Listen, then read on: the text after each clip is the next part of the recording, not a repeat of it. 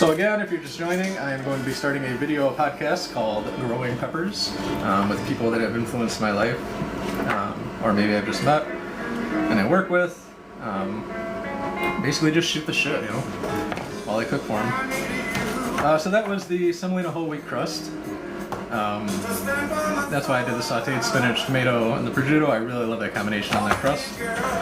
And it's cured, that one was. So this is Uncle Pepper's crispy Chicago dough. So this is a more of a basic go-to if you're familiar with Chicago thin crust pizzas.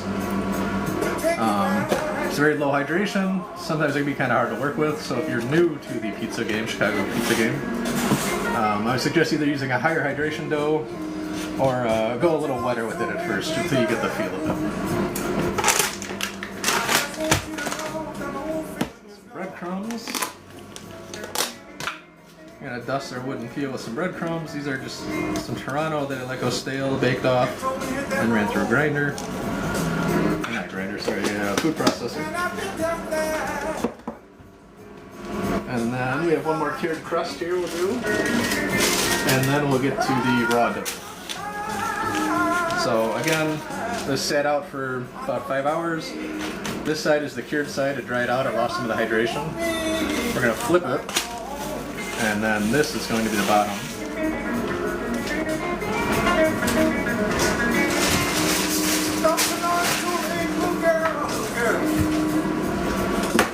Or the bottom becomes the top, top becomes the bottom. This is the drier side, so again, it's still pliable, it's not cracking, it's perfect. Drier side underneath, that's what's going to touch the stone.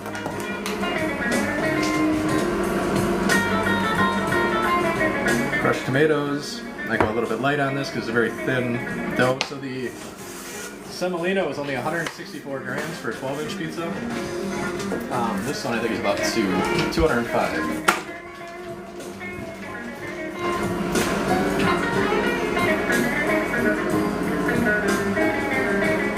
But you're going to hear how crisp these come out because you form a skin, you cure it, you form a skin on it, you release some of the hydration before you get to the baking process. This is just a technique. You can do this with any recipe. Well, most recipes, I guess.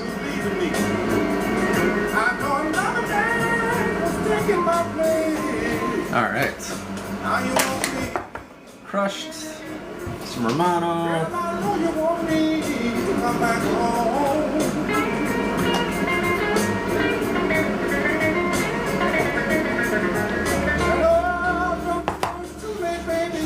Kind of clean off the peel as you go, because anything that's on this peel that goes in the oven that's not essential to making the pizza, it's just going to burn off. So the less I can get into the oven, the less likely I am to have like smoke. Which reminds me, turn on the vent fan. And I can turn on my fan now that the cured crusts are sauced.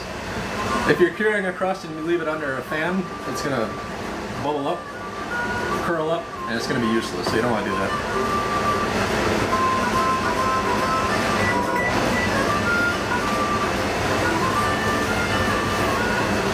Alright, so Uncle Pepper's crispy Chicago dough, crushed tomatoes, Romano, and then we'll do a classic sausage pepper onion combination.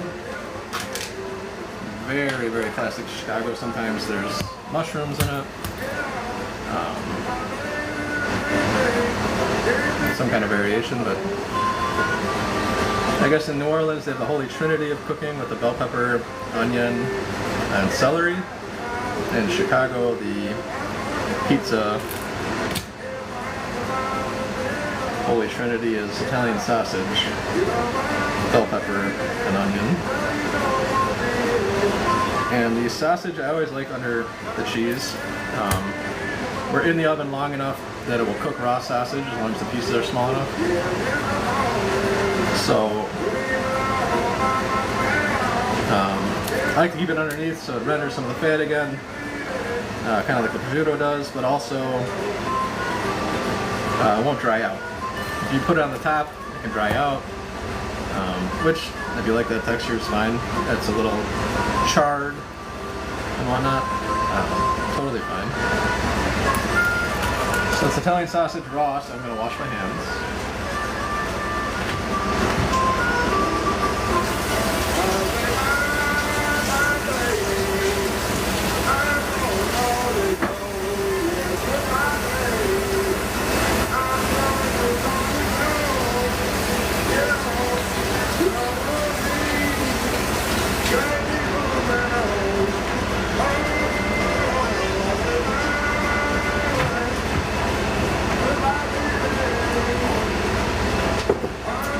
Every now and again, give it a shake, make sure you're not sticking. With these cured crusts, it's not as important because it's very hard to get them to stick. Not very hard, but it's a lot harder. The raw ones we'll do next. When you roll those out, you definitely need to keep shaking them because that is just releasing moisture the whole time. Wooden peel, I always use a wooden peel for launching into the oven because it's got a little bit, it's porous, so it will take in some of that moisture, whereas steel or aluminum peel, there's nowhere for the moisture to go. So it sits there, and then it wets the dough, and then the dough sticks to the peel.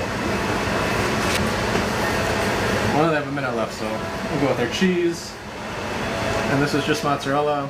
I don't have any provolone. With this combination, I do like a 50-50 deli provolone, not smoke, not the real sharp stuff. But deli provolone mixed with low moisture whole milk mozzarella. But again, I don't have provolone, so nothing wrong with this. Some of Chicago Johnny's Perfect Pizza seasoning.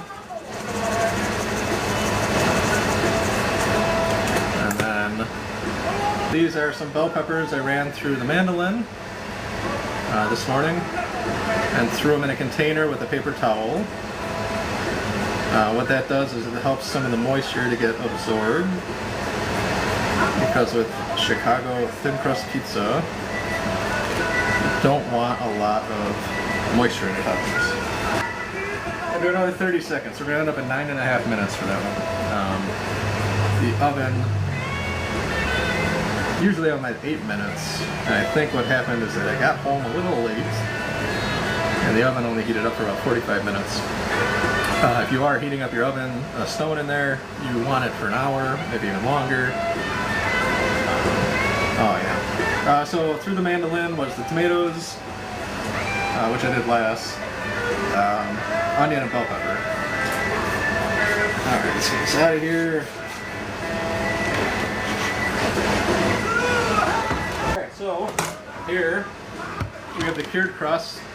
Now, because it's on a wood peel and it's a cured crust, it should still move, and it does. If this was just rolled out, there's no way I would have left it as long as I did. I would have come back to it, it would have been stuck to the peel, and I would have been fucked. We're good now. Let me temp the stone.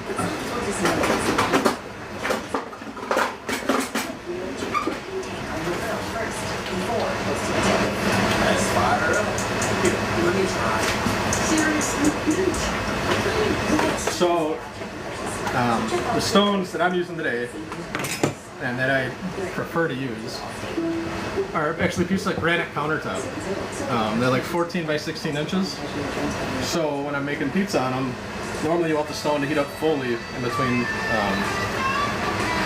pizzas. These are nice because I could put one on the left side and rotate it halfway through to the right side, and then the exposed side is heating up again. So you don't have as much downtime with these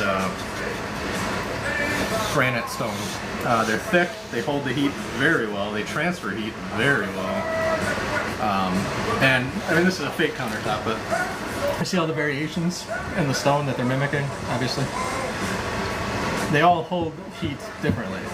And so on the bottom of your pizza, you're going to get waving textures. And one element of cooking I feel like is often overlooked is texture. Varying textures. To give you an example of a bad one, we're out in Vegas. Let me get this in the oven.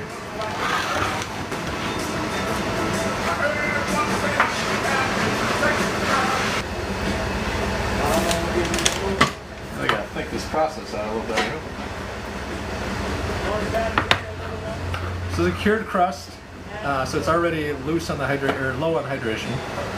It's already a low hydration dough. I cured it so it's even lower hydration. So you are limited the amount of time you can put this in the oven. I put a little too much cheese and toppings on here.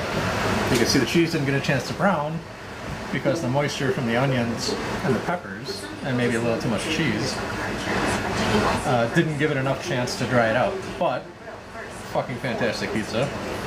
You can see by the edges, I can't go much longer on time. I probably should have put this one up on the top for the last 2.5 minutes, something like that, to help dry it out. Still gonna be fucking great though. We'll let this one cool for a minute.